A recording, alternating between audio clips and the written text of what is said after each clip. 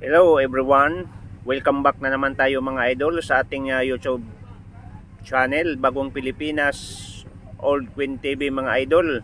So mga idol, another 2 pesos na naman ito idol na niyog, no?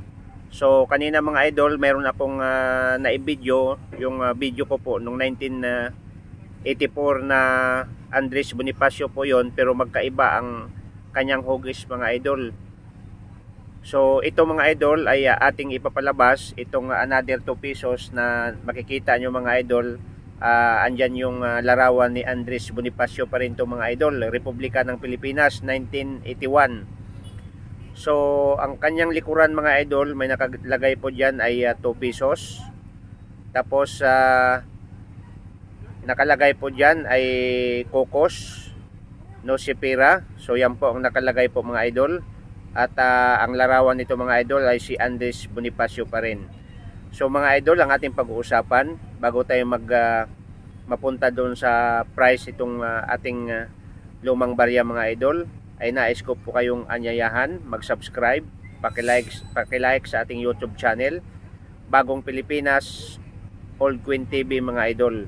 Suportahan nyo mga idol ang ating sariling barya na nawawala na ngayon sa circulation. I-like ninyo, i-share at pakipindot ang notification bell mga idol para lagi tayong updated sa ating mga ginagawang video tungkol sa mga ating lumang pera na hindi na natin nakikita mga idol. So ang pag-uusapan natin dito ngayong araw na to mga idol ay tungkol sa halaga kung itong 2 pesos 1991 ay mayroon na bang value sa atin dito sa Pilipinas o sa international market mga idol.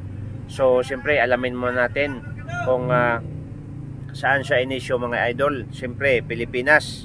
So period mga idol, Republika 1946 dated. Yan po ang nakalagay doon sa description yung mga idol.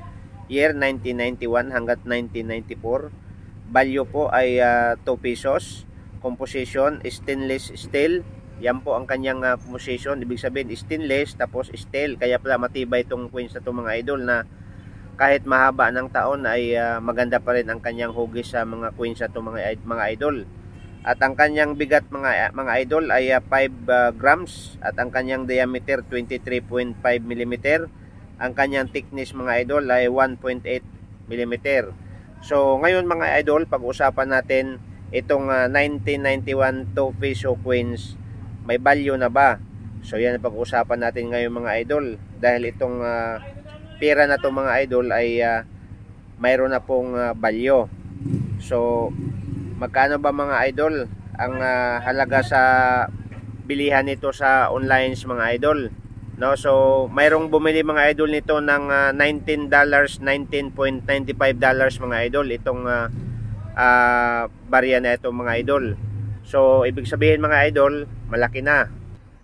So yung 19.95 mga idol dollars, so i-convert natin sa piso mga idol, ay pumapatak siya ng 1,080 mga idol. So ibig sabihin itong barya na to mga idol ay mataas na po ang kanyang halaga. Kaya nga ingatan natin at itabi natin ng maigi, no, para hindi siya mawawala mga idol, dahil tumataas po ang ating mga barya, lalong na ang ating mga barya mga idol ay napakagandang klase.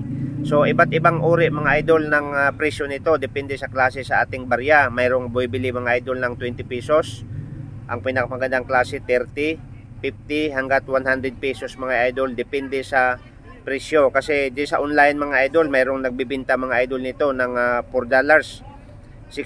So mayroong malaki-laki mga idol doon sa auction is $19.95.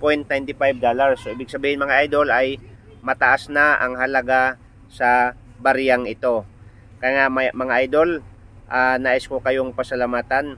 So maraming salamat sa lahat ng mga nag-subscribe sa ating YouTube channel, lahat ng nag-like, nagpindot ng notification bell. Maraming salamat sa pagsuporta ninyo. At sana huwag kayong magsawa mga idol sa pagsuporta sa ating YouTube channel. Ating ipakita, makipagsabayan tayo sa mga iba't ibang coins na mga sentimo sa ibang bansa na milyon po ang kanyang mga halaga. So ang barya natin mga idol ay hindi nagpapahuli pagdating sa mga presyo sa mga bilihan, no? So maraming salamat and welcome. God bless po mga idol.